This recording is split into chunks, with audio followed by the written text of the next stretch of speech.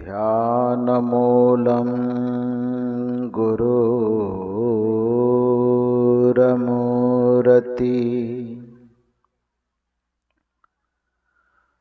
पूजामूलं गुरुरपदम्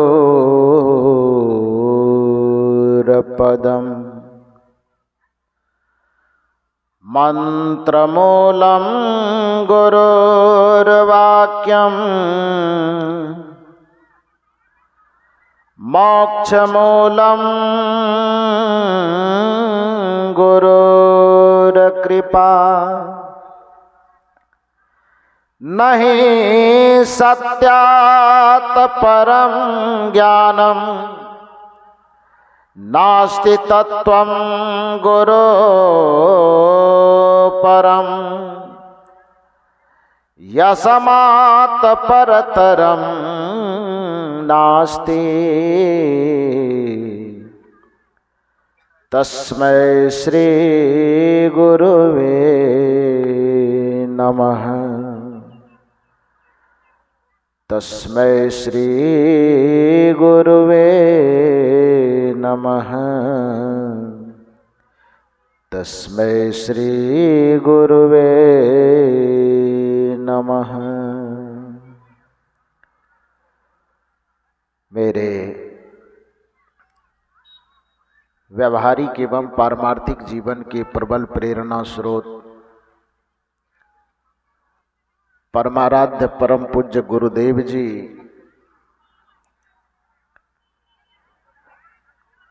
झारखंड राज्य के पवित्र धरा पर स्थित गोड्डा जिला के अंतर्गत ग्राम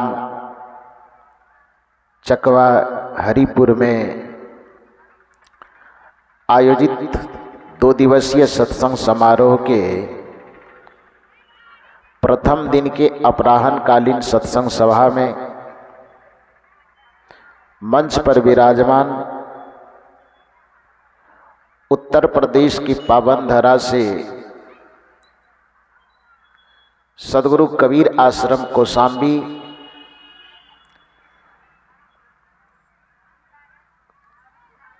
के पूज्य आचार्य संत श्री विकास साहब जी और उनके ही साथ में उसी आश्रम से पधारे हुए सद्गुरु श्री अभिलाष साहब जी की सेवा में अपने संपूर्ण जीवन को समर्पित कर देने वाले और उनके आदर्श को अपने आचरण में, अपने चरित्र में उतारने वाले परम पूज्य संत श्री राम साहब जी, उनके ही साथ में पधारे हुए परम पूज्य संत श्री विनय साहब जी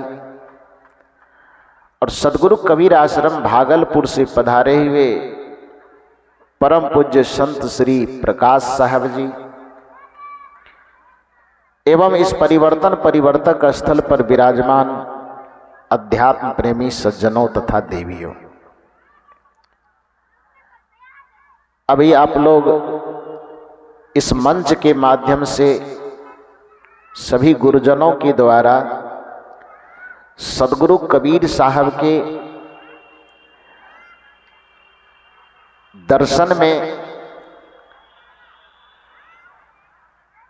मानव जीवन, मानव चरित्र के लिए क्या क्या उपयोगी चीजें हैं, उन चीजों को समझने का प्रयास कर रहे थे। सद्गुरु कबीर का दर्शन वस्तुतः मनुष्य को मनुष्य बनाने का दर्शन है। सद्गुरु कबीर का चिंतन मनुष्य को समस्त भ्रांतियों से मुक्त करने का चिंतन है। सद्गुरु कबीर का दर्शन मनुष्य के जीवन के दुखों के मूल कारण को समझकर उन कारणों के निराकरण का दर्शन है। सद्गुरु कबीर साहब जीवन के दुखों के मूल कारण को समझ करके अपने चिंतन को उस कारणों को मिटाने पर ही निरंतर वो प्रयासरत है।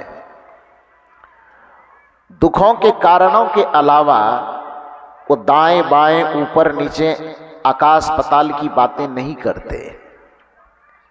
सदगुरु कबीर साहब से पूछा गया कि आपकी दृष्टि में यह मनुष्य का जीवन स्वर्गमय कब हो सकता है? स्वर्ग में कहीं आने जाने की बात कबीर साहब नहीं करते, लेकिन स्वर्ग की बात को, स्वर्ग की अवधारणा को कबीर साहब स्वीकार करते हैं। तो कुछ विचारकों ने सदगुरु कबीर साहब से प्रश्न किया कि आपके दृष्टि में जो स्वर्ग की अवधारणा है, सुख की अवधारणा है, उस स्वर्ग में मनुष्य कब स्थापित हो सकता है? सदगुरु कबीर साहब के चिंतन और दर्शन से प्रभावित किसी विचारक ने इस पर बड़ा सुंदर टिप्पणी किया है कि एक दिन पाषाण नम हो जाएगा। ध्यान से सुनिए, एक दिन पाषाण नम हो जाएगा, एक दिन तूफान कम हो जाएगा। एक समय ऐसा आ सकता है कि पत्थर भी मुलायम हो जाए। यहां पत्थर के मुलायम होने का यह अर्थ नहीं है कि कंकड़ पत्थर जो दिखता है वो मुलायम हो जाएगा। पत्थर के जैसा जो हमारा हृदय हो चुका है, पत्थर के जैसा जो हमारी बुद्धि हो चुकी है, पत्थर के जैसे जो हमारी संवेदना हो चुकी है, पत्थर के जैसे जो हमारे संस्कार हो चुके हैं, यदि सत्संग में हम आते रहेंगे, यदि हम गुरुजनों का सानिध्य लेते रहेंगे, यदि हमने सदाचार और संयम को अपनाने का निरंतर प्रयास करते रहेंगे, तो इतना बात सच है कि एक दिन पाषाण नम हो जाएगा। कठोर से कठोर हृदय भी कोमल हो सकता है सत्संग का आधार पा करके। क्रूर से क्रूर हृदय भी करुणा से भर सकता है सत्संग का आधार पा करके। कठोर से कठोर संवेदनहीन व्यक्ति भी संवेदना से युक्त हो सकता है सत्संग का आधार पा करके। इस दृष्टिकोण से सदगुरु कबीर कहते हैं, या उसके चिंतन में आने वाले जो व्यक्ति हैं वो कहते हैं कि एक दिन पाषाण नम हो जाएगा, एक दिन तूफान कम हो जाएगा। जिस तूफान की चर्चा हमारे परम पूज्य श्री राम साहब जी अपने प्रवचन में कर रहे थे कि आदमी के अहंकार का टकराव, चाहे वह परिवार में हो, भाई भाई के बीच में हो, समाज के किसी वर्ग के बीच में हो, वर्ण के बीच में हो, जाति के बीच में हो, टकराव जहां भी होता है वह दुख देता है। आदमी अपने निजी जीवन के टकराव को नजरअंदाज करके केवल इस बहाने में जीता है कि पाकिस्तान के कारण हम अशांत हैं, चाइना के कारण हम अशांत हैं, देश दुनिया में फलाने चिल्लाने के कारण हम अशांत हैं। और साहब जी ने इस चीज़ की गिनती करवाया कि जब आपके परिवार में झगड़ा होता है तो वहाँ कौन भारत पाकिस्तान आता है। जब आप डंडा लेकर के अपने ही सहोदर भाई का कपाड़ फोड़ देते हैं 2 इंची जमीन के लिए, तो उस जगह पर कौन हिंदू मुसलमान आता है। जब अपने पत्नी को आप किसी बात पर जूते चप्पल से पीट डालते हैं घर में बंद करके, तो उस जगह पर कौन सा हिंदुस्तान पाकिस्तान आता है, कौन सा हिंदू मुसलमान आता है। उस जगह तो केवल आपकी नासमझी होती है ना, केवल आपका कुविचार होता है ना, केवल आपके भीतर का अहंकार होता है। उस जगह कोई हिंदू मुसलमान आपके दुख का कारण नहीं है, कोई हिंदुस्तान पाकिस्तान आपके दुख का कारण नहीं है। केवल आपकी नासमझी और अहंकार, कुसंस्कार आपके दुख का कारण है, जिसकी वजह से आपके परिवार में, भाई भाई में, माता पिता में जो निरंतर अंतर्द्वंद चलते रहता है, संघर्ष चलते रहता है। और इस संघर्ष का, इस तूफान का यदि अंत कभी होगा वो सत्संग में आने से और गुरु के शरण में आने से ही होगा। इसलिए सदगुरु कबीर का दर्शन यह समझाना चाहता है आपको कि एक दिन पाषाण नम हो जाएगा, एक दिन तूफान कम हो जाएगा, लेकिन सवाल यह होता है कि वह दिन कब आएगा। वह दिन तब आएगा, अब उत्तर सुनिए कि कब आएगा। तो एक दिन पाषाण नम हो जाएगा, एक दिन तूफान कम हो जाएगा, स्वर्ग चूमेगी धरा, स्वर्ग भी आकर चूमेगी धरा। स्वर्ग कहीं ऊपर जाने की जरूरत नहीं पड़ेगी, स्वर्ग भी आकर के धरती के चरण को चूमेगी। कब?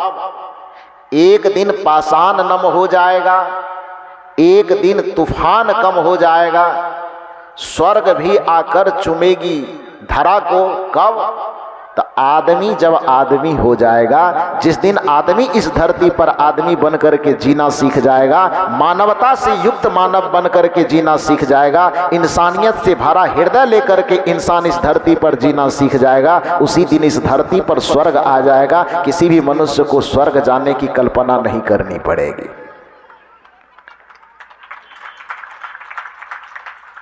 प्रश्न यह होता है कि आदमी आदमी नहीं है क्या?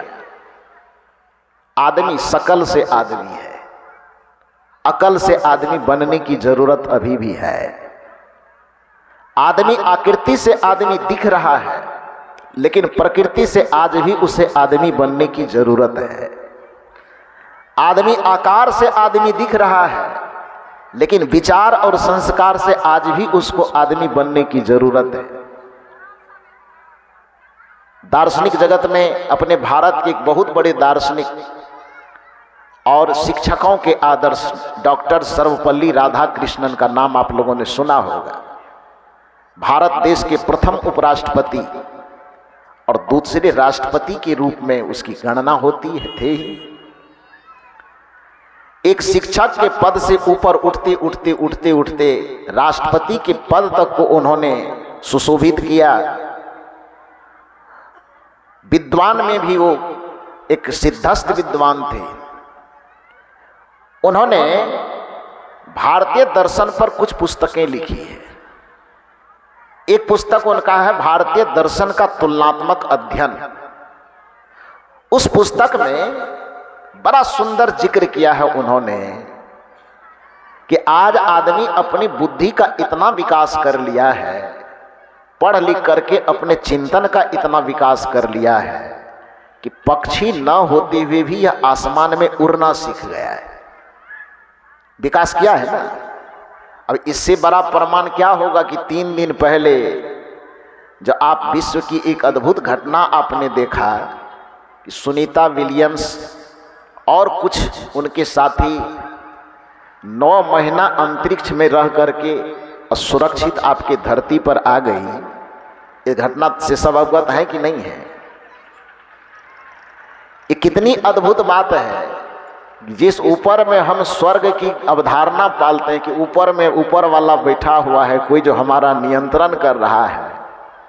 सुनीता विलियम्स से जा करके पूछिए, वो बताएगी वहां से देख करके आई है तो वहां पर कंकड़ पत्थर के अलावा, ग्रह उपग्रह के अलावा वहां पर कोई भगवान, कोई भगवती, कोई स्वर्ग वहां पर नहीं है। 9 महीना रह करके ना आई है। लेकिन हम यहां से ऊपर वाला कर ही रहे हैं। खैर वो अलग विषय है। मूल बात मैं ये कहना चाहता हूं कि आज व्यक्ति बुद्धि का इतना विकास कर लिया है कि सर्वपल्ली राधाकृष्णन जी कहते हैं कि आदमी पक्षी न होते हुए भी वह आसमान में उड़ना सीख गया है। मछली न होते हुए भी पानी में तैरना सीख गया है। सांप न होते हुए भी धरती पर रेंगना सीख गया है। बुद्धि का विकास ऐसा किया है। घोड़ा न होते भी उससे भी तेज दौड़ना सीख गया है। ताकतवर न होते हुए भी हाथी से कदाचित ज्यादा वजन ढोने की क्षमता इसमें आ गई है। लेकिन इन सारी योग्यताओं को हासिल करने के बावजूद, ध्यान से सुनिए, सर्वपल्ली राधाकृष्णन जी कहते हैं कि आदमी पक्षी की तरह उड़ना सीख गया है। मछली न होते हुए भी मछली से ज्यादा पानी में तैरना सीख गया है। सांप न होते हुए भी धरती पर सांप से ज्यादा रेंगना सीख गया है, ताकतवर न होते हुए भी बाघ चीता से भी ज्यादा ताकत हासिल कर लिया है, लेकिन उसके बावजूद, इतना चीज हासिल करने के बावजूद भी एक दुर्भाग्य बचा रह गया कि ये मानव जीवन पा करके धरती पर मनुष्य की तरह जीना नहीं सीख पाया है।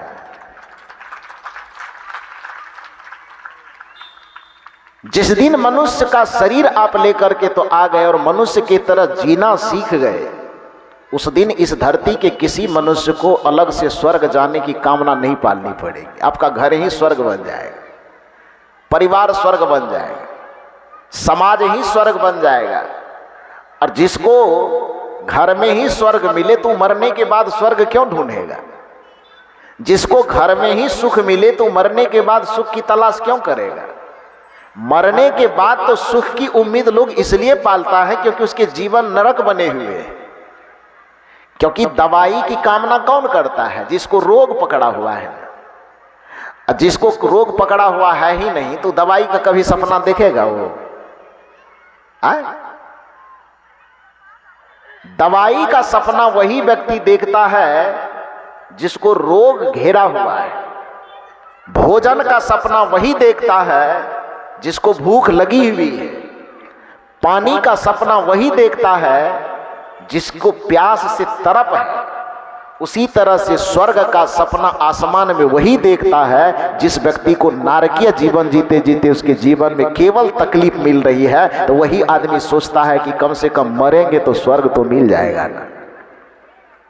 लेकिन संत कहते हैं, खास करके सदगुरु कबीर का चिंतन आपसे यह कहता है कि जिस दिन आप इस धरती पर आदमी के तरह केवल जीना जान जाओगे, उसी दिन आपके पूरे समाज में, पूरे संसार में स्वर्ग व्याप्त हो जाएगा। और आदमी की तरह जीने का सूत्र क्या है? सभी संतों ने उसी पर अपना विचार दिया कि वाणी मीठी हो, व्यवहार सरल हो, आपस में एक दूसरे के प्रति प्रेम और सद्भाव हो। स्वर्ग में पहुंचने का, जीवन को स्वर्गमय बनाने का यही सूत्र है।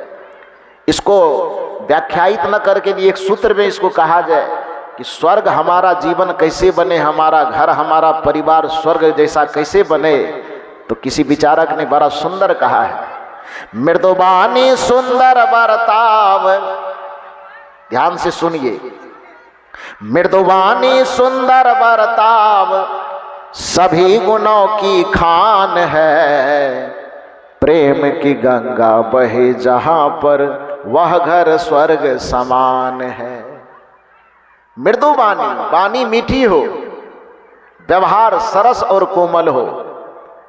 जब भी किसी दूसरे से मिले तो थोड़ा मुस्कुरा करके मिले, क्योंकि इस संसार में मनुष्य के पास यदि उसकी निजी कोई संपदा है तो बस दो ही चीज है।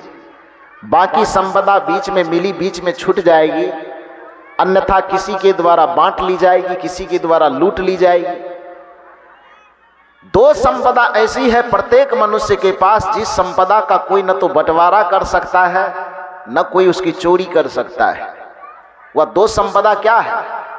पहली संपदा है मनुष्य का स्वास्थ्य और दूसरी संपदा है मनुष्य के चेहरे की मुस्कुराहट।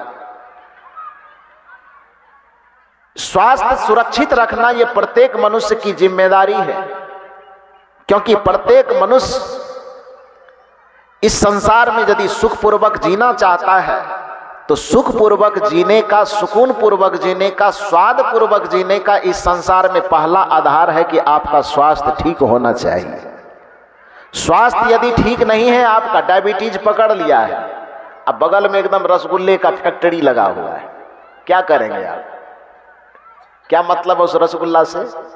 डॉक्टर के पास जाइएगा, कहिएगा कि डायबिटीज है, रसगुल्ला चलेगा कि नहीं? डॉक्टर का देखना भी पाप है। देखोगे तो डायबिटीज एकदम बढ़ जाएगा लेवल। आपके थाली में प्रत्येक दिन आपकी क्षमता है कि थाली में आप 56 प्रकार का भोजन परोस सकें, इतनी क्षमता है आपके पास कि पुआ, पूरी, कचौड़ी डेली आप थाली में परोस करके खा सकें सुबह शाम। इतना संपदा है आपके पास, इतनी क्षमता है आपके पास, लेकिन आपका ब्लड प्रेशर हाई रहता है। क्या करेंगे आप? सहजन के पत्ता का साग खाइए, सूखी रोटी खाइए, नमक भी भिंगा करके नमक से लगा करके रोटी खा नहीं पाएंगे, क्योंकि नमक खाएंगे तो ब्लड प्रेशर बढ़ जाएगा। क्या मतलब है उस धन का? आपके पास जो धन है, आपके पास जो संपदा है, उस संपदा का प्राप्त ऐश्वर्य का भी उपभोग आप तभी कर पाएंगे जब आपका स्वास्थ्य सुरक्षित है। तो इस संपदा को बचाइए, योग करके, व्यायाम करके, कुछ चहलकदमी करके। लेकिन हमारे भारत का एक दुर्भाग्य यह भी है कि जो आदमी जितना संपन्न होता है वह समझता है कि परिश्रम करना ये छोटे लोगों का काम है, परिश्रम करने को हीनता के भाव से देखता है।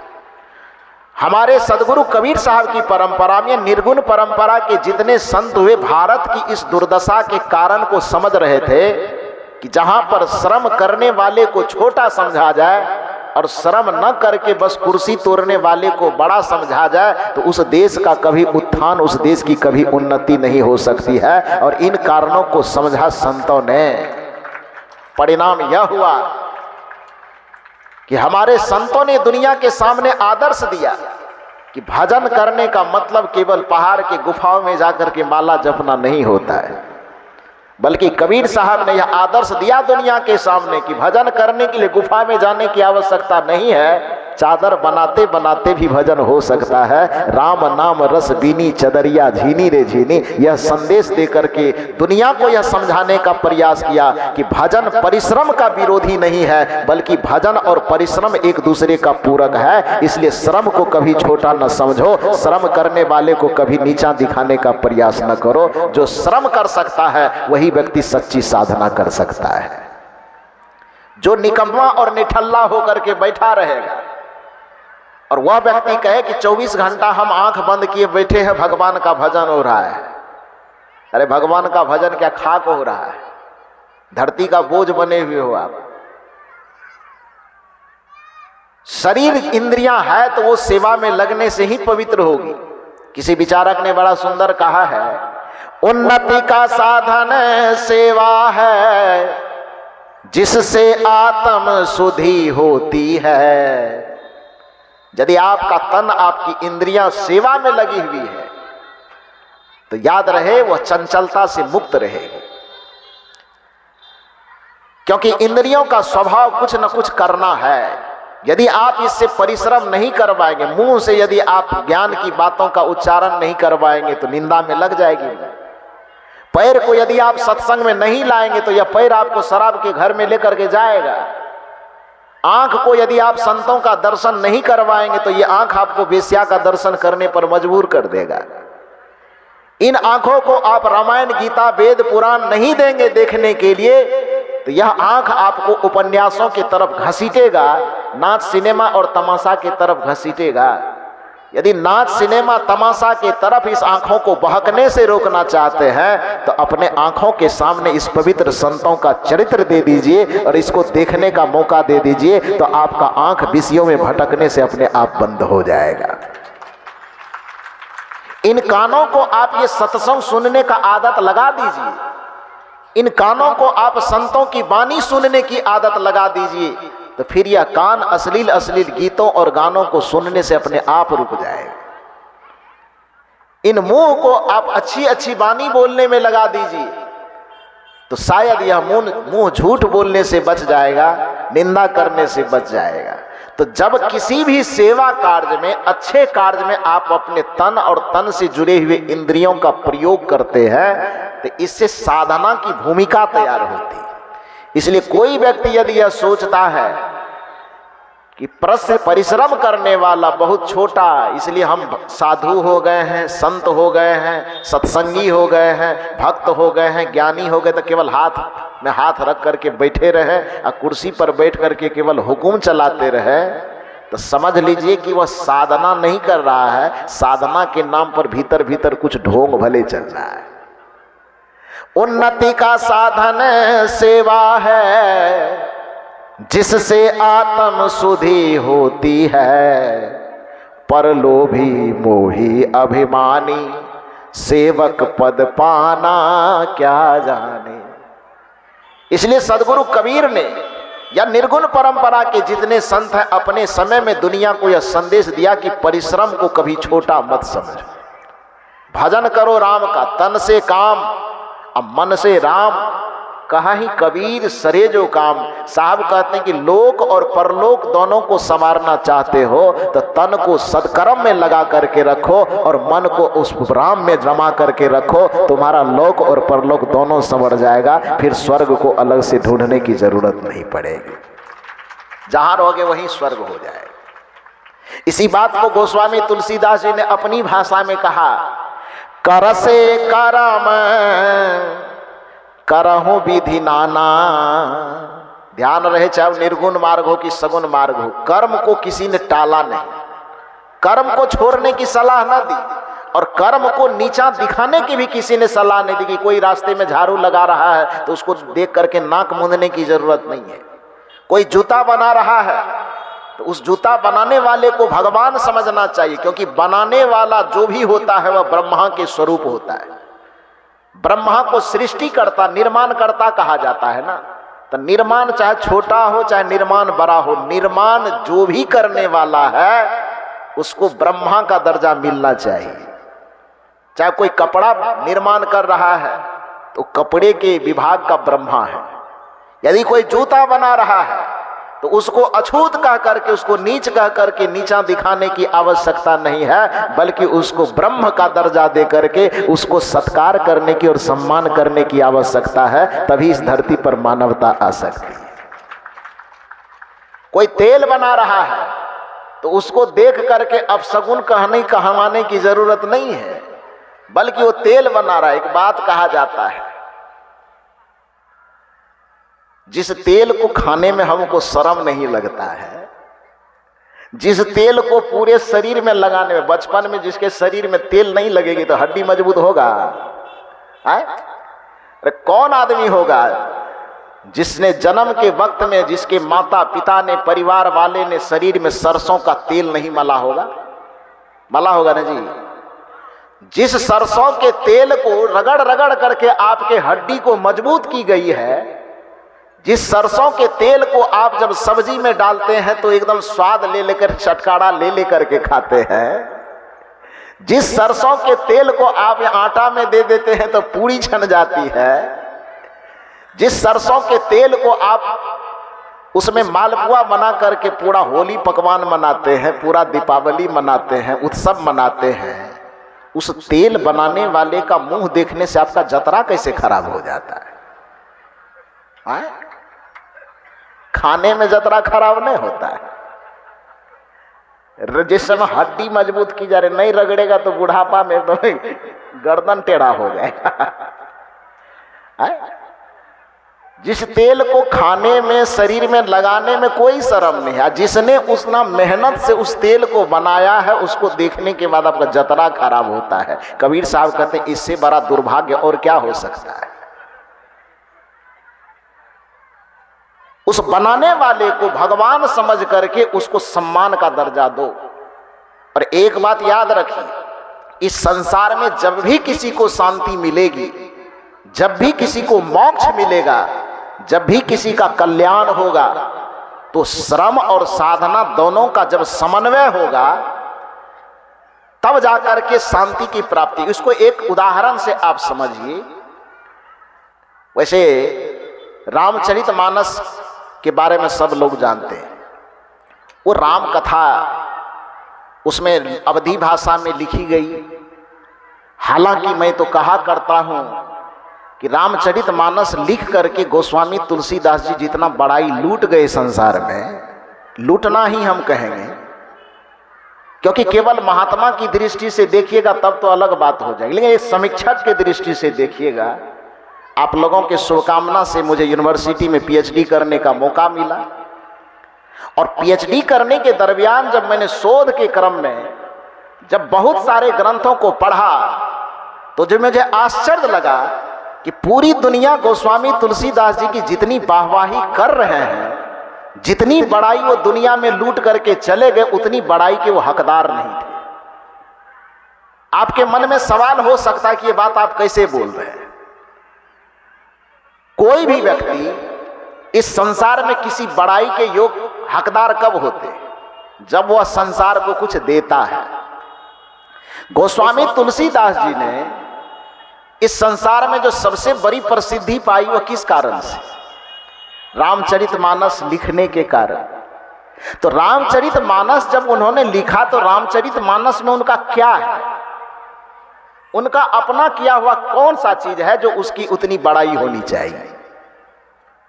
पहली बात, यदि आप कहेंगे कि गोस्वामी तुलसीदास जी ने राम कथा इस धरती पर लाया, तो प्रश्न यह होगा कि राम के कथा को इस धरती पर व्यवस्थित करके लिखने का काम वाल्मीकि जी ने किया कि तुलसीदास जी ने?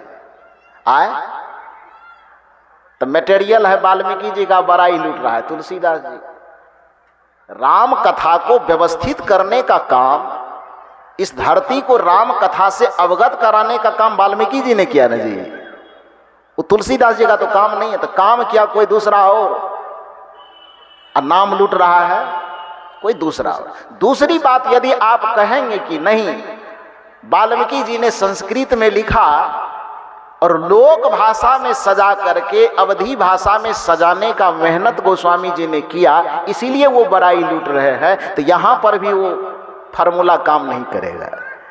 क्योंकि जिस अवधी भाषा में गोस्वामी तुलसीदास जी ने रामचरितमानस को लिखा है, हमारे भारत भूमि पर उस अवधी भाषा में पद्मावत को गोस्वामी तुलसीदास जी के जन्म से 300 वर्ष पहले मल्लिक मोहम्मद जैसी ने पद्मावत लिख करके इस धरती पर अवधी भाषा का प्रचार उन्होंने कर दिया था। इसलिए न तो शैली गोस्वामी तुलसीदास जी की है, न कथा गोस्वामी तुलसीदास जी की है, फिर भी गोस्वामी तुलसीदास जी दुनिया में इतनी बड़ाई लूट गए जितने बड़ाई के वो हकदार नहीं थे। यदि आपको पता नहीं है, आप पद्मावत खरीद करके पढ़ नहीं सकते हैं, तो आप प्रत्येक आदमी के हाथ में मोबाइल है ना? आज का सबसे बड़ा देवता है गूगल देवता, है कि नहीं है? वो गूगल देवता में निकालिए पद्मावत, और उस पद्मावत की रचनाकार कौन है? मल्लिक मोहम्मद जैसी। अरे उसके ऊपर तो एक फिल्म भी बना है ना, पद्मावती फिल्म, देखे हैं कि नहीं देखे? चित्तौड़ की जो कहानी है, राजा रत्नसेन की कहानी, पद्मावती की कहानी और उसके साथ साथ नागमती की कहानी, तो वो किसके आधार पे बना है? वो मल्लिक मोहम्मद जैसी के लिखे हुए पद्मावत के आधार पे ही वो फिल्माया गया है। जब प्रोफेसर की पढ़ाई होती है, जब मैं प्रोफेसर बनने की तैयारी कर रहा था यूनिवर्सिटी के लिए, यदि कोई आप कलेक्टर बनना चाहते हैं, आईएएस आईपीएस की तैयारी करना चाहते हैं, तो आपको ये पुस्तक पढ़ना पड़ेगा। और जैसे ही उस पुस्तक को पढ़ने जाइएगा तो आप देखिएगा कि गोस्वामी तुलसीदास जी ने रामचरितमानस में दोहा की, चौपाई का जो प्रयोग किया है, अवधी भाषा में जितने छंदों का प्रयोग उन्होंने रामचरितमानस में किया है, गोस्वामी तुलसीदास जी के जन्म से 300 वर्ष पहले मल्लिक मोहम्मद जैसी ने पद्मावत में उस सारा खाका तैयार कर दिया है। तो उस अवधी भाषा की शैली किसकी बनाई हुई है? मल्लिक मोहम्मद जैसी की। कथा किसका बनाया हुआ है? वाल्मीकि जी का। राम कथा किसने लाया धरती पर? वाल्मीकि जी ने। और अवधी भाषा का जो शैली लाया, दोहा की शैली, चौपाई की शैली, सोरठा की शैली, छंद की शैली, वो किसने लाया? मल्लिक मोहम्मद जैसी ने। तो जब शैली का परिश्रम करके मल्लिक मोहम्मद जैसी ने लाया, परिश्रम करके कथा वाल्मीकि जी ने लाया, तो फिर तुलसीदास जी का उसमें कौन चीज हुआ? अल्हवा की सुथनी है? वो केवल नकल करके इतनी बड़ाई लूट लीजिएगा। लूटने का कारण है, उस कारण को खुले माइंड से बोला नहीं जा सकता है, बताएंगे भी नहीं। लेकिन समझदार है तो थोड़ी थोड़ी आपके समझ में बात आती होगी। सदगुरु कबीर साहब का जो दर्शन है वह मौलिक दर्शन है। सदगुरु कबीर साहब का जो चिंतन है वह मौलिक चिंतन है। भगवान बुद्ध का दर्शन, भगवान महावीर का दर्शन जो है मौलिक चिंतन और मौलिक दर्शन पर आधारित है। बुद्ध, कबीर और महावीर की श्रेणी में गोस्वामी तुलसीदास जी खड़े होने के लायक भी नहीं है। हो सकता है व्यक्तिगत आचरण उसका शुद्ध रहा हो, उसके आचरण पर कोई टिप्पणी नहीं है, वो साधु हो रहे होंगे, वो भक्त रहे होंगे, वो संयमी रहे होंगे, वो सदाचारी रहे होंगे, उनके व्यक्तिगत आचरण पर कोई टिप्पणी नहीं है। लेकिन जिन साहित्यिक रचनाओं के आधार पर उनकी इतनी बड़ाई संसार में होती है, हकीकत बात तो यह है कि उस साहित्य में उसका अपना कुछ है ही नहीं।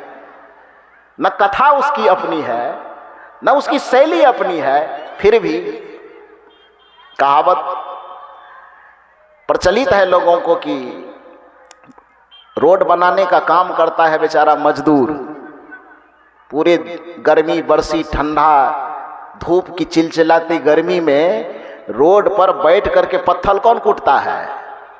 मजदूर ना। जब वो बन करके तैयार होता है, उद्घाटन के लिए बोर्ड लगता है, तो उस बोर्ड में नाम किसका जाता है? नेताजी का। और नेताजी के साथ में थोड़ा नीचा में ठेकेदारों का नाम चला जाता है। जिसका उस बोर्ड में नाम गया हो, उस नेता का, उस ठेकेदार का बेचारा कै दिन जाकर के रोड पर पत्थर कूटा है, गर्मी में कै घंटा खड़ा रहा है। संसार की विडंबना यह है कि परिश्रम करने वाले चूक जाते हैं और उस परिश्रम का लाभ कोई दूसरा उठा जाता है, नाम कोई दूसरा कमा करके चला जाता है। खैर, उस पर मैं टिप्पणी नहीं करूंगा। ये पढ़े लिखे लोग इस बात को समझ पाएंगे जो मैं कह रहा हूं। कहने का अभिप्राय यह है कि वो राम कथा के आधार पर बहुत सारे रामायण बने। उसमें एक रामायण है अध्यात्म रामायण। उस अध्यात्म रामायण में एक चर्चा आती है कि सीता जी को शांति का प्रतीक बताया जाता है और आत्मा को राम का प्रतीक बताया जाता है। जैसे इस संसार में आत्मा से शांति बिछुड़ गई, जिसके कारण आत्मा विकल रहता है, उसी तरह से उस रामायण में इस बात का चित्रण किया गया है कि प्रत्येक आत्मा से शांति रूपी सीता बिछड़ गई है, जिसके कारण आत्मा बड़ा विकल रहता है। भाव यह है कि उसमें शांति को, परम शांति को सीता के प्रतीक में चित्रित किया गया है। तो सीता को शांति के रूप में प्रस्तुत करने के कारण उसमें एक सवाल आता है कि वह शांति रूपी सीता इस धरती पर सबसे पहले किसको मिली? किसको मिली? यदि शांति को सीता का रूपक मान लिया जाए अथवा सीता को शांति का रूपक मान लिया जाए, तो प्रश्न यह होगा कि इस धरती पर वह शांति रूपी सीता, परम शांति, परमानंद, परम सुख रूपी सीता इस धरती पर सबसे पहले किसको मिली? राजा जनक। अब दूसरा सवाल यह होगा कि राजा जनक को शांति रूपी सीता जो मिली तो कब मिली? माला जपते वक्त में। शांति रूपी सीता राजा जनक को कब मिली?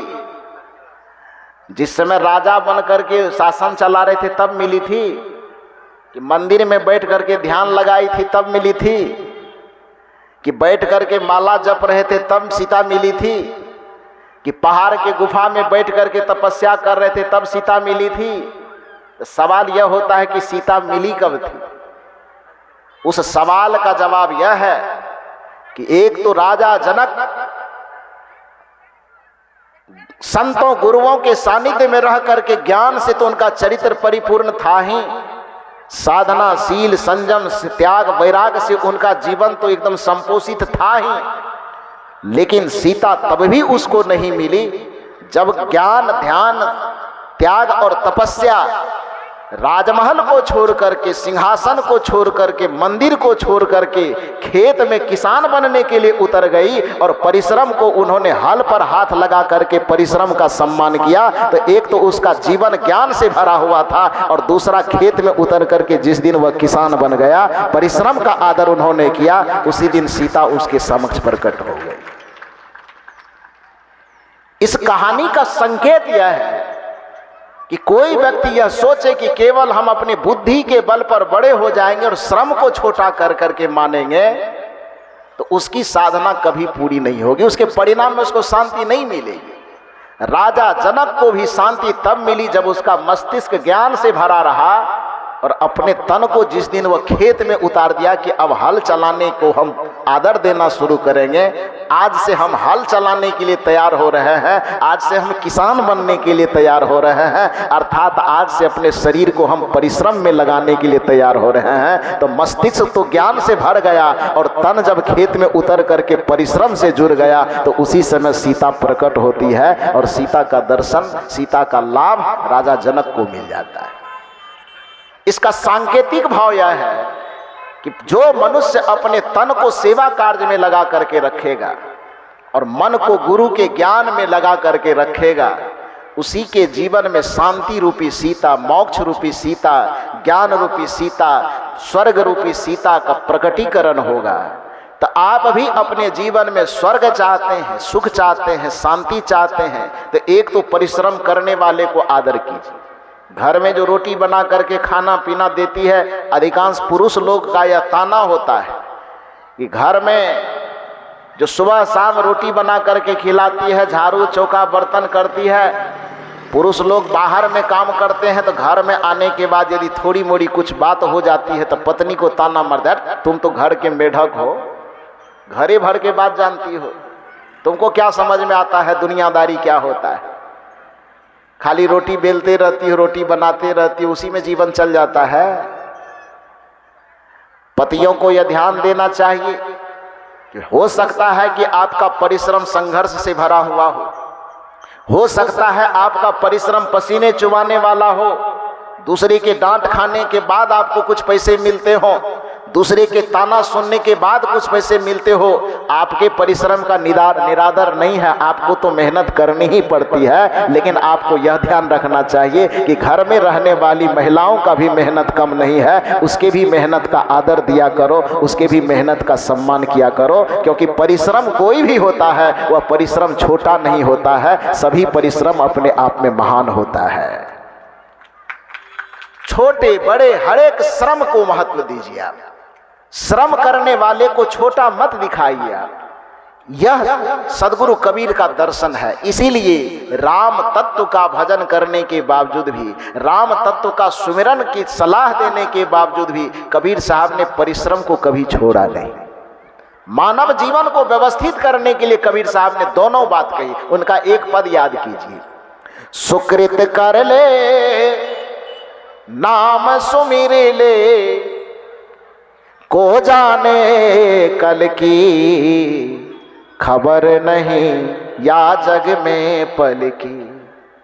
मानव को इस जीवन की क्षणभंगुरता दिखाते हुए प्रत्येक मनुष्य को अपने जीवन की सजगता पूर्वक उपयोग करने के लिए जो विधि हो सकता है वह बताते हुए कबीर साहब कहते हैं कि दो काम करना तब जीवन सफल होगा। पहला काम क्या करना? सुकृत कर ले। सुकृत का मतलब कृत में सु उपसर्ग का संयोग है। कृत भी दो प्रकार का, कुकृत भी हो सकता है, कुकर्म भी हो सकता है। तो साहब कहते हैं कृत तो करना लेकिन सुकृत करना, अच्छा कर्म करना, भला करना, कभी किसी का बुरा मत करना, परहित करना, पर अपकार मत करना, परोपकार करना, दूसरे का भला करना, दूसरे की सफलता में सहयोगी बनना, दूसरे की मुस्कुराहट में सहयोगी बनना, ये बात ध्यान रखना। इसलिए कबीर साहब कहते हैं कि संसार में जीवन को सफल करना चाहते हो, मानव जीवन को सफल करना चाहते हो, दो काम करना। पहला काम तन के स्तर पर सुकृत कर ले और दूसरा काम मन के स्तर पर नाम सुमिर ले। ऐ दोनों में से एक को भी आपने छोड़ा तो जीवन आपका बर्बाद हो जाएगा। न तो केवल शरीर का परिश्रम आपको शांति दे पाएगा और न केवल गुफा में बैठ करके माला जपना आपको शांति दे पाएगा।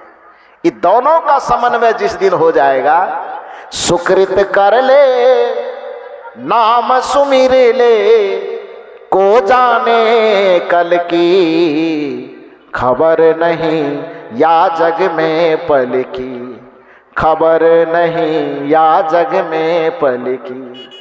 तो सुकृत कर ले, शुभ कर्म जब आप करेंगे तो इससे आपका तन स्वस्थ बना रहेगा। तो पहली संपदा आपकी यह है कि तन आपका स्वस्थ रहे, अन्यथा संसार के सारे ऐश्वर्य आपके सामने इकट्ठे रहेंगे लेकिन उसका उपभोग आप नहीं कर पाएंगे। पुआ रहेगा धारा सामने में लेकिन देख करके ललचिएगा, खा नहीं पाइएगा। शरीर को ब्लड प्रेशर यदि धर लिया तो अच्छे अच्छे पकवान बने रहेंगे, सजे रहेंगे थाली में, लेकिन देख करके जी लपलपाएगा, एक ठो खा नहीं पाएगा। चुरा करके कदाचित खा लिए तो फिर एकदम 2-4 दिन बीमार पड़े रहिए। तो स्वास्थ्य को सुरक्षित रखने के लिए अपने शरीर को थोड़ा सा परिश्रम में लगा करके रखिए, मेहनत कीजिए। मेहनत करने का कभी निरादर मत कीजिए, मेहनत करने वाले को कभी नीचा मत दिखाइए, बल्कि मेहनत पूजा के सदृश है, उसको भी पूजा का अपना एक हिस्सा समझ करके, कर्म को पूजा समझ करके कुछ परिश्रम, कुछ कर्म करते रहिए। कर्म करने वाला छोटा नहीं होता है, बल्कि जीवन को व्यवस्थित करने के लिए कर्म भी आवश्यक चीज है। ये कबीर साहब का दर्शन है। और दूसरा चीज, आपके चेहरे की मुस्कुराहट आपकी सबसे बड़ी संपदा है। इस संपदा को कभी मत गंवाइए। दुर्भाग्य है कि मनुष्य इस संसार के सारे ऐश्वर्य को इकट्ठा तो करता है, लेकिन जो उसके जीवन का परम ऐश्वर्य है, उसके हृदय की प्रसन्नता और चेहरे की मुस्कुराहट, इसी को वह गंवा बैठता है। और याद रखिए, जो आदमी इस जीवन में मुस्कुरा ही नहीं सका, हंस ही नहीं सका, तो पूरी दुनिया की संपदा इकट्ठा करने के बावजूद भी वो क्या पाया संसार से? अरे आप मनुष्य हो, आपकी तो संपदा प्रकृति ने आपके लिए तय की कि आप हमेशा मुस्कुराते रहो, क्योंकि मनुष्य के अलावा इस धरती पर कोई प्राणी मुस्कुरा नहीं सकता है। 86-84 लाख योनि की जो परिकल्पना की गई धरती पर, इस 84 लाख योनि में मानवेतर जितने प्राणी हैं, मनुष्य को छोड़ करके क्या कोई भी प्राणी मनुष्य के अलावा मुस्कुरा सकता है? एक कुत्ते को किसी बात की खुशी मिले तो कुत्ता कैसे उस खुशी को प्रकट करेगा? हंस करके, पूंछ हिला करके। घोड़ा गधा को किसी बात की खुशी मिल गई हो अचानक, तो वह अपनी खुशी कैसे प्रकट करेगा? वो एक तरह का आवाज लगाएगा। कोयल को किसी तरह की खुशी मिल गई तो क्या वो मुस्कुरा करके अपनी खुशी प्रकट करेगा? उसकी खुशी प्रकट करने का कोई तरीका और होगा। धरती के जितने प्राणी हैं, सब प्राणी को खुशी तो किसी न किसी बात की होती होगी, सुख का अनुभव तो होता होगा, लेकिन उस सुखानुभूति को प्रकट करने का तरीका हंसना और मुस्कुराना नहीं हो सकता। एक हंसी की संपदा, मुस्कुराहट की संपदा 84 लाख योनि में यदि किसी को मिला है तो उस प्राणी का नाम है मनुष्य। और दुर्भाग्य है कि मनुष्य ही अपनी उस संपदा को, महत्व को भूल गया है। आज मनुष्य हर चीज को तो हासिल कर लिया है, लेकिन अपनी मुस्कुराहट को गवा बैठा है। ये सबसे बड़ा दुर्भाग्य है। और जिसने अपने जीवन के मुस्कुराहट को ही गवा बैठा, भला वह व्यक्ति स्वर्ग कैसे पाएगा? जीवन के प्रत्येक क्षण में स्वर्ग का अनुभव करवाने वाला जो मुस्कुराहट, वही चला गया। अफसोस जाहिर किया है किसी शायर ने कि बुलबुल को देखो तो मस्ती में चहकता है। एक पक्षी को देखे तो आपसे ज्यादा प्रसन्न रहता है कि नहीं रहता है? और अपने आप को बड़ा एकदम ऐश्वर्यशाली मानव कहते हैं आप, लेकिन अपने से एक पक्षी की तुलना कीजिए तो आपसे ज्यादा प्रसन्न एक पक्षी रहता है। बुलबुल को देखो तो मस्ती में चहकता है, फूलों को देखो तो हरदम महकता है, मगर इस इंसान को क्या हो गया है भगवान? जब देखो तो हमेशा कूढ़ता और बहकता है, जब देखो तो हमेशा कूढ़ता और बहकता है। जब भी देखो तो इसके माथे में हमेशा तनाव, जब भी देखो तो किसी दूसरे को देख करके एकदम मुंह टेढ़ा कर लेता है। जब भी देखो तो लगता है किसी एक दूसरे को सामने रिश्ते नाते को देखने के बाद उसके माथे पे लगता है 50 केजी का कोई पत्थर डाल दिया है। चेहरे की मुस्कुराहट चली गई है। बिहार राज्य के समस्तीपुर जिले में एक डॉक्टर साहब के मेडिकल का उद्घाटन था। तो उसके उद्घाटन के अवसर पर उन्होंने सत्संग का कार्यक्रम रखा था। वो बेचारे हार्ट के स्पेशलिस्ट थे। तो उद्घाटन करने के बाद वो अपने क्लिनिक में कहे, गुरुजी थोड़ा सा कुर्सी पर बैठ जाइए। तो हम लोग सभी संत गए, कुर्सी निकाली गई, बैठे सब लोग। तो कुर्सी पर बैठने के लिए अंदर जो जा रहे थे, अचानक उसके गेट पर नजर पड़ी, जो डॉक्टर साहब का केबिन होता है ना, तो डॉक्टर साहब जिस चैम्बर में बैठेंगे उसके गेट पर, दरवाजे पर, चौखट के ऊपर में लिखा हुआ था कि इस जगह पर लाखों रुपए लगा करके रिंच और सिरिंज से अपने हार्ट को खोलवाने के लिए उसी व्यक्ति को आना पड़ता है जो अपने परिवार और मित्रों के बीच में बैठ करके कभी दिल खोल करके हंसा नहीं है। उसी व्यक्ति को यहाँ पर पैसा दे करके दिल खोलवाने के लिए आना पड़ता है। बात समझ में आई कि नहीं आई? कि जो अपने मित्रों के बीच में कभी दिल खोल करके मुस्कुराया नहीं, जो पति और पत्नी के बीच बैठ करके कभी मुस्कुराया नहीं, दिल खोल करके हंसा नहीं, जो परिवार के बीच में किसी अवसर को निकाल करके बैठ करके एक दूसरे को देख करके मुस्कुराया नहीं, खिलखिलाया नहीं, हंसा नहीं, प्रसन्न नहीं हुआ, उस डॉक्टर साहब ने अपने गेट पर वेद से भी बड़ा वचन उन्होंने लिखा था। उस वचन को देख करके मैं बड़ा अचंभित हुआ। उन्होंने लिखा था कि इस दरवाजे पर आकर के लाखों रुपए दे करके दिल खोलवाने की जरूरत उसी व्यक्ति को पड़ती है जो अपने परिवार के बीच में दिल खोल करके कभी हंसा नहीं है। जो अपने परिवार के बीच में दिल खोल करके हंस लेते तो मेडिकल हॉस्पिटल में आकर के दिल खोलवाने की जरूरत नहीं पड़ती। आप अपने घरों में थोड़ा सा मुस्कुराओ ना, हंसो ना, और घर में मुस्कुराहट खिल जाएगी तो स्वर्ग के आने की तैयारी हो जाएगी। मृदुबानी सुंदर बर्ताव सभी गुणों की खान है, प्रेम की गंगा बहे जहां पर वह घर स्वर्ग समान है। दूसरी बात याद रखिए कि जब तक आप अध्यात्म के समर शरण में नहीं आएंगे, मैंने पहले कहा कि तन को परिश्रम से जोड़ना होगा और मन को कहां से जोड़ना होगा? राम से जोड़ना होगा, आत्मा से जोड़ना होगा। दो ही फॉर्मूला है। कुछ लोगों को, बुद्धिजीवी लोगों को लगता है कि राम से जोड़ने की बात खाली महात्मे लोग करता है कि और कोई करता है। 2 मिनट के खातिर महात्मा की बात हम छोड़ देते हैं। अच्छा, फिल्म देखते हैं कभी? आप लोग नहीं देखते हैं? देखते हैं। फिल्मी दुनिया में श्रृंगार की बातें होती है, विषय की बात होती है, वासना, दुनियादारी, राग रंग की ही बात होती है। लेकिन एक बात जो मैंने बड़ी समझदारी की देखी, एक फिल्म का गाना आप लोग सुने होंगे, पुराने जमाने के लोग। आपकी इजाजत हो तो गाना की पंक्ति में सुनाऊं फिल्म के गाना की एक पंक्ति? इधर वाले बोलिए, सुनाओ। सुनाता हूं। फिल्म की गाना की एक बड़ी सुंदर पंक्ति है जो आप लोग सुने होंगे, शायद आपको मैं बोलूं तो आपकी यादें ताजा हो जाएगी। वो कौन सा गाना है? रोते रोते हंसना सीखो, हंसते हंसते रोना। सुने हैं ये गाना कि नहीं? पूरा नहीं सुनाएंगे, आपका कर्जा नहीं खाए हैं हम। एक पंक्ति सुनाएंगे, बढ़िया से सुनिए। रोते रोते हंसना सीखो, हंसते हंसते रोना। इसमें कहा यह जा रहा है कि तुम्हारे जीवन में जो करवाहट है, तुम्हारे जीवन में जो पीड़ा है, तुम्हारे जीवन में जो आंसू है, तुम्हारे जीवन में जो विषाद है, तुम्हारा संपूर्ण जीवन, तुम्हारा घर परिवार जो नारकीय स्थिति से गुजर रहा है, उस नारकीय स्थिति से जीवन को उबारना चाहते हो, परिवार और समाज को उबारना चाहते तो उसका एक ही रास्ता है। महात्मा की बात कहें तो आप लोग सोच सकेंगे कि हो सकता है अपना दही चूड़ा का जुगाड़ लगा रहा हो, तो इसलिए थोड़ा सा फिल्मी दुनिया में आपको लेके चल रहे हैं। फिल्म जगत में भी इस बात को स्वीकार किया जा रहा है कि ये फिल्म मैं राग रंग दिखाने के लिए भले बना रहा हूँ, लेकिन यदि जीवन में मुस्कुराहट आएगी तो इस राग रंग भोग और विषय के कारण कभी चेहरे पर और जीवन में मुस्कुराहट नहीं आएगी। मुस्कुराहट आएगी तो कब आएगी?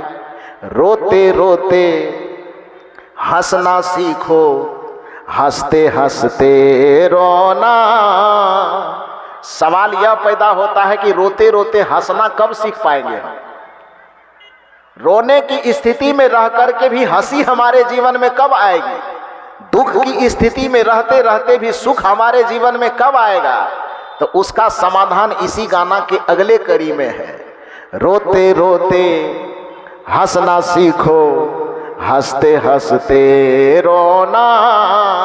आगे की कड़ी, जितनी चाबी भरी। आगे जानते हैं आप लोग? इधर वाले लोग जानते हो। आगे की कड़ी क्या है? रोते रोते हंसना सीखो। चाबी तो हमारा बगले में है ना? परम पूज्य श्री राम साहब यही चाबी है भाई। कबीर साहब ने बार बार बताया कि चंचल मन के अधम काम, कहि कबीर भजो राम नाम। राम नाम भजू, राम नाम भजू, चेत देखो मन माही हो। लक्ष्य करोड़ जोड़ी धन गारे, चलत डोलावत बाही हो। कि लाख करोड़ की संपदा इस संसार में जोड़ करके रखो, लेकिन यदि राम नाम का धन तूने नहीं कमाया तो अंत समय में इस संसार से जाओगे तो हारे हुए जुआरी के तरह केवल हाथ झाड़ करके जाओगे, साथ में कुछ नहीं ले जा पाओगे।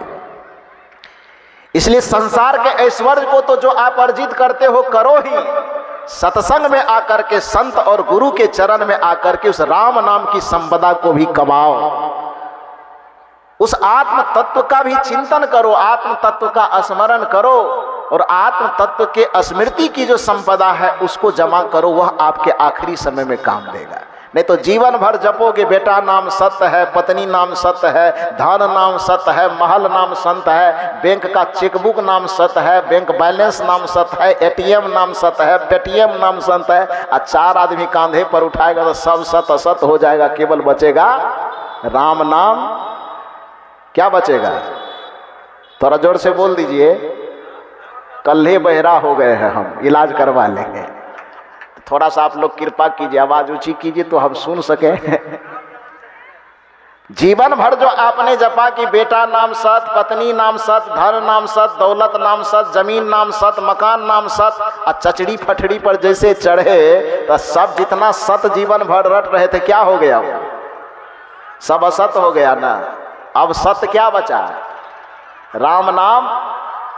अरे तो मरने वक्त में जो आपके साथ आपको समझाया जाएगा तो अभी समझ लीजिए ना, ये मंच यही समझाना चाहता है कि झूठे संपदा को कमाने तो आपने जीवन खपा दिया, लेकिन जो संपदा आपकी आखिरी संपदा बनेगी उस आत्मज्ञान की संपदा को आप कमाना ही नहीं चाहते हो। जिस दिन अपने तन को काम में आपने लगाया और मन को अपने राम में लगाना शुरू कर दिया, उसी दिन आपके जीवन का लोक और परलोक दोनों संवर जाएगा, पूरे जीवन में स्वर्ग का वातावरण छा जाएगा। इस फिल्म के गाना की अगली कड़ी में यही संकेत है। रोते रोते हंसना सीखो, हंसते हंसते रोना, जितनी चाबी भरी राम ने।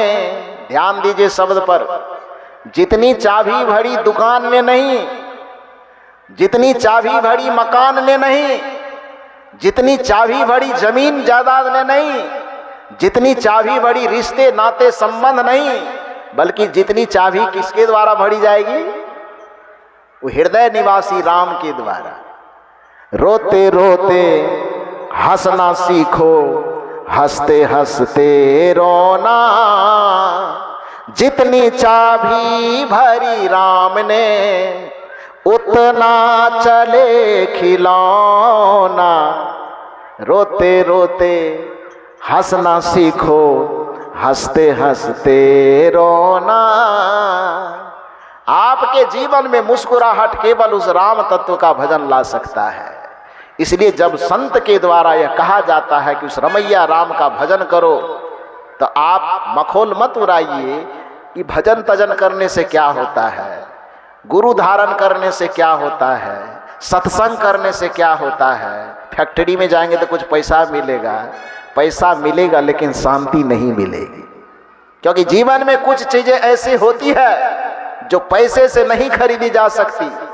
कुछ विचारक ने प्रश्न किया है कि पैसे आपके पास आएगा तो स्वाभाविक है कि आप पलंग खरीद लेंगे, तोशक खरीद लेंगे, तकिया खरीद लेंगे, लेकिन दुनिया के किसी दुकान में नींद को भी खरीदा जा सकता है क्या? पैसे आपके पास होंगे, सोने और चांदी की थाली खरीद लेंगे आप, उस थाली में परोसने के लिए 56 प्रकार का भोजन भी खरीद लेंगे आप, लेकिन दुनिया के किसी भी दुकान में जाकर के आप अपने पेट की भूख खरीद सकते हैं? तो जरा बताइए।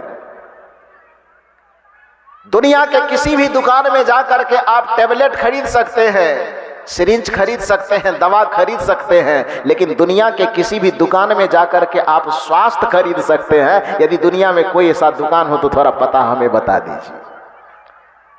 दुनिया के दुकानों में जाकर के आप हारमोनियम बाजा खरीद सकते हैं, वो हारमोनियम खरीदा जा सकता है, नाल खरीदा जा सकता है, लेकिन दुनिया के किसी भी फैक्ट्री में, दुनिया के किसी भी दुकानों में पैसे लगा करके कोई व्यक्ति स्वर खरीद ले, लय खरीद ले, ताल खरीद ले, यदि ऐसा कोई दुकान हो दुनिया में तो जरा पता हमें बताना।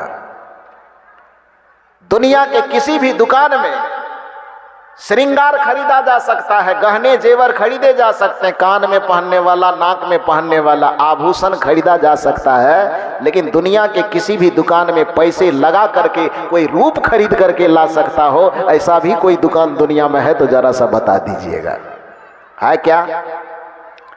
पूरी दुनिया में बहुत सारी चीजें ऐसी है जिसको पैसे से नहीं खरीदी जा सकती।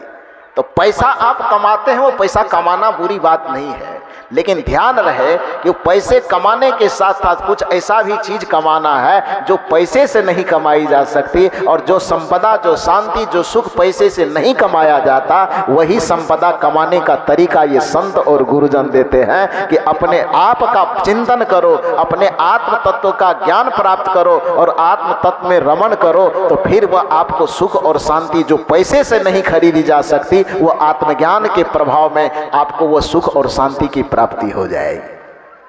इसलिए निवेदन है कि जिस राम नाम का भजन करने से, राम नाम का चिंतन करने से हम दुखों से पार जाते हैं, वह रमैया राम आपके हृदय में निवास करता है। इसलिए कहा गया है, निवेदन है, राम नाम से तूने बंदे क्यों अपना मुख मोरा। स्वर्ग चाहते हैं, सुख चाहते हैं, फिर भी राम तत्व से मुख मोड़े हुए। तो राम नाम से तूने बंदे, सवाल है, क्यों अपना मुख मोरा। दौड़ा जाए रे समय का घोड़ा, हो दौड़ा जाए रे समय का घोड़ा। ये उम्र का घोड़ा, ये समय का घोड़ा दौड़ता चला जा रहा है। ये जीवन के अवसर बीतते चले जा रहे हैं। बचपन बीत गई, जवानी बीतने को है। किसी की जवानी बीत गई, बुढ़ापा आ गई, और बुढ़ापा आने के बाद फिर न उसका तन काम करेगा, न मन काम करेगा, न बुद्धि काम करेगी, न इंद्रियां काम करेगी। मुंह से बोलना चाहेगा राम राम तो बोलाएगा आम आम, बोलाएगा कि नहीं? आवाज नहीं निकलेगी ना, दांत तो है नहीं मुंह में। आंख से देखना भी चाहेगा तो देख नहीं पाएगा। तो कहने का यह अभिप्राय कि जीवन और जवानी के अवसरों को बीतने से पहले संसार के धन दौलत संपदा को कमाते कमाते एक संपदा जो आध्यात्मिक संपदा है, जो आत्मिक संपदा है, जो केवल फकीरों के पास ही कमाई जा सकती है। क्योंकि उर्दू के एक शायर ने कहा कि तमन्ना दर्द दिल में गर तो खिदमत कर फकीरों की, नहीं वह लाल मिलता है अमीरों के खजाने में। सेठों साहूकारों सरकारों के खजाने में ये आत्मज्ञान की संपदा नहीं मिलती है। आत्मज्ञान की संपदा, राम नाम की संपदा, ब्रह्म ज्ञान की संपदा, आत्म कल्याण की संपदा जब भी इस पूरे सृष्टि में किसी को आज तक मिला है तो वो संतों के चरण में मिला है। इसलिए संतों के चरण में आकर के उस राम तत्व को प्राप्त कर लीजिए। राम नाम से तूने बंदे क्यों अपना मुख मोड़ा। दौड़ा जाए रे समय का घोड़ा, हो दौड़ा जाए रे समय का घोड़ा। हमारा जीवन कैसे व्यर्थ में बीत गया, उदाहरण देकर के समझाया जा रहा है। एक दिन बीता खेल कूद में, एक दिन मौज में सोया, देख बुढ़ापा आया तो क्यों पकड़ के लाठी रोया। अब भी राम सुमिर ले नहीं तो, जितना बीत गया तो बीते हुए की तो कोई वापसी नहीं हो सकती, लेकिन अब भी जो बचा हुआ है कम से कम सुधर तो जाओ। ये गोड्डा जिला के इस अधिवेशन से जो अब तक नहीं सुधरे हैं, कम से कम इस अधिवेशन का फायदा यह लीजिए कि हमारे संत गुरुजन जो इतने दूर दूर से पधारे हुए हैं, बड़ा सौभाग्य है। साहब अभी बता रहे थे कि पूज्य गुरुदेव श्री अभिलाष साहब जी के साथ में आज से 20 बरस पहले पधारे थे। हमारे श्री विकास साहब जी बिहार की, जब जिस समय झारखंड अलग भी नहीं हुआ था, उस समय इस धरती पर आए थे 2000 ईस्वी से पहले। और मैं तो फिर आप ही के घर का आदमी हूँ, तो मुझे तो आते आते कितना दिन हुए, कम से कम 15 बरस से तुम्हें लगातार आ रहा हूँ ना। ये मेरा सौभाग्य है कि बचपन से जिस समय बच्चा पेंट संभालता है उस समय से हमको मंच संभालने की जिम्मेदारी मिल गई है। मंच पर बैठते बैठते मैं गणना कर रहा था, मंच पर बैठ करके बोलते बोलते यह मेरा 21वां वर्ष जा रहा है। कितना? 21 वर्ष।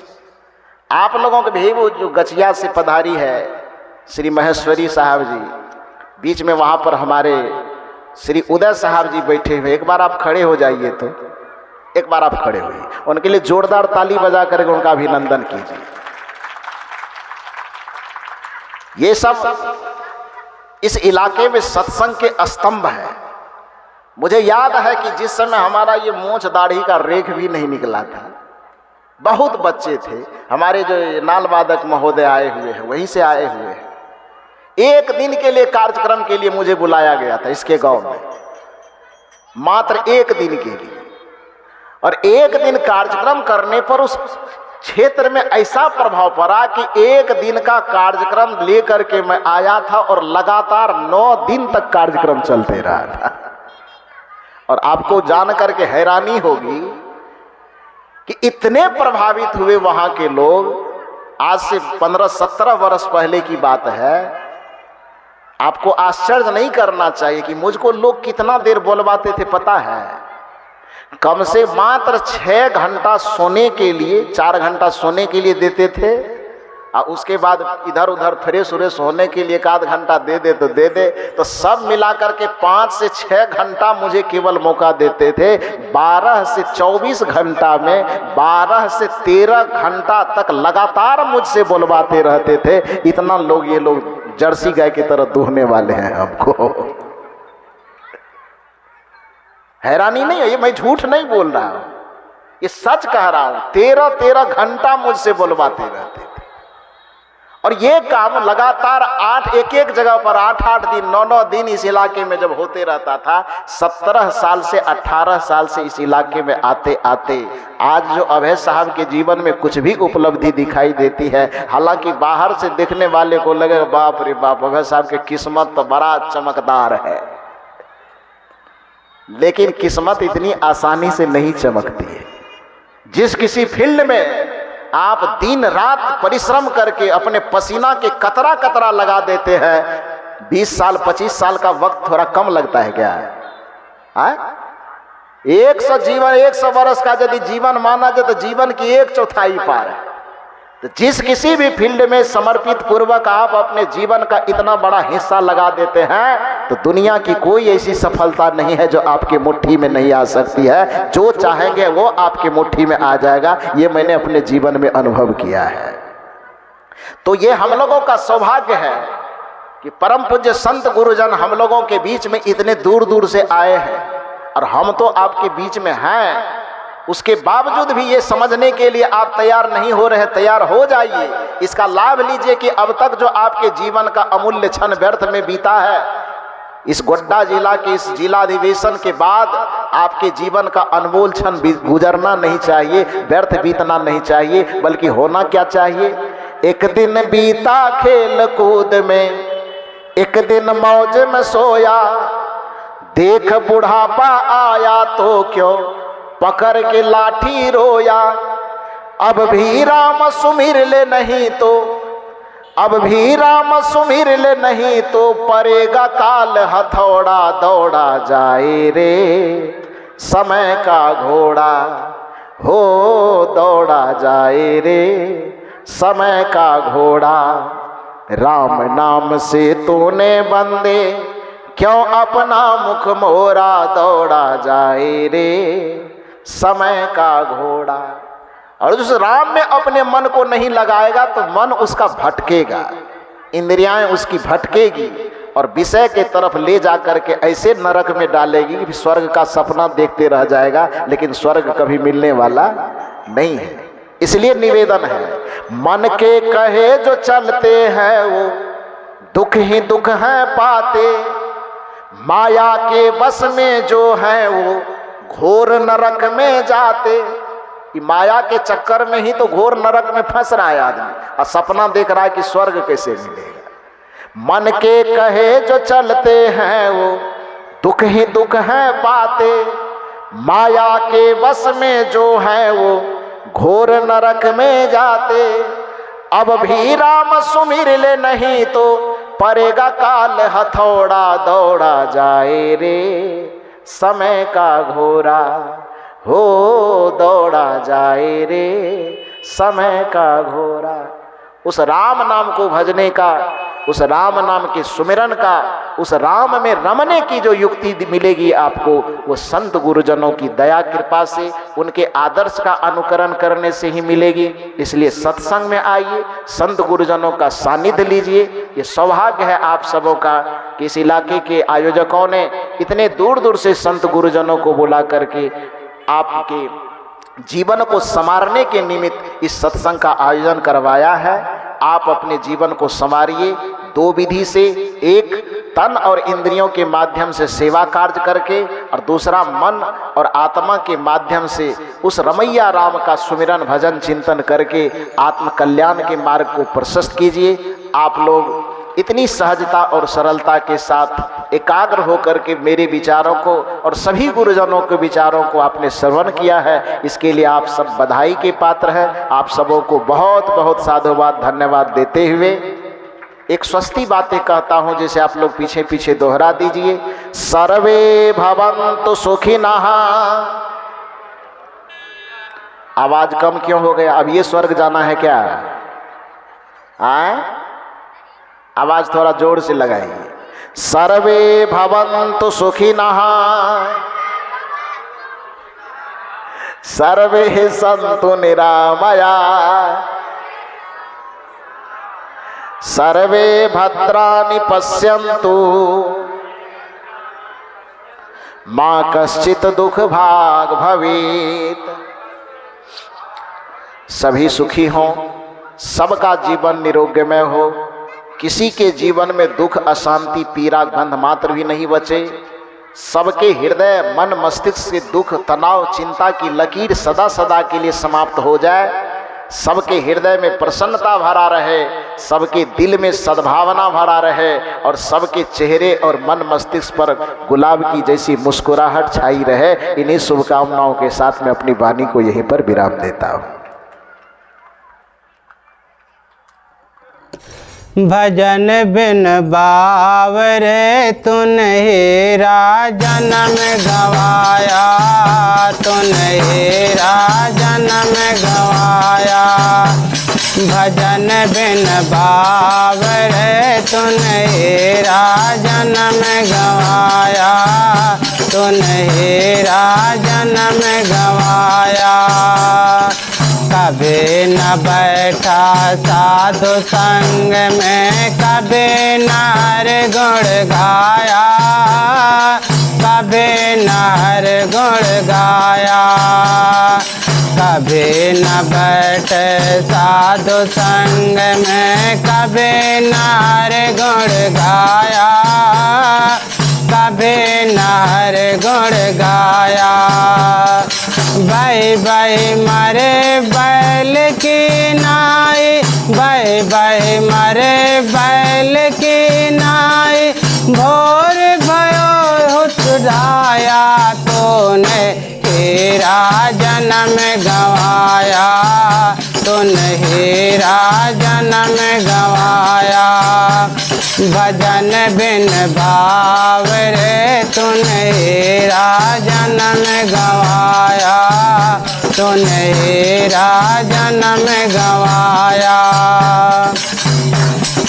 या संसार हाट बनिया का, सब जग सौदा आया, सब जग सौदा आया। या संसार हाट बनिया का, सब जग सौदा आया, सब जग सौदा आया। काऊ की ना दाम चौगुना, काऊ की ना दाम चौगुना। काऊ मोल गवाया तूने हीरा जन्म गवाया, तूने हीरा जन्म गवाया। भजन बिन भाव रे तुन हीरा जन्म गवाया, तुन हीरा जन्म गवाया। यह संसार फूल से मर का लाली देख लुभाया, लाली देख लुभाया। यह संसार फूल से मर का लाली देख लुभाया, लाली देख लुभाया। मारे चोंच रुआ जब निकसो, मारे चोंच रुआ जब निकसो, फिर धुन धुन पछताया। तूने हीरा जन्म गवाया, तूने हीरा जन्म गवाया। भजन बिन भाव रे तूने हीरा जन्म गवाया, तूने हीरा जन्म गवाया। तो बंधे माया का लोभे ममता माल चुनाया, ममता माल चुनाया। तो बंधे माया का लोभे ममता माल चुनाया, ममता माल चुनाया। काए कबीर के राम भजे बिन, काए कबीर के राम भजे बिन, अंत समय दुख साया। तूने हीरा जन्म गवाया, तूने हीरा जन्म गवाया। भजन बिन भाव रे तूने हीरा जन्म गवाया, तूने हीरा जन्म गवाया। भजेरा जन्म गवाया, तूने हीरा जन्म गवाया। बोले सद्गुरुदेव की जय।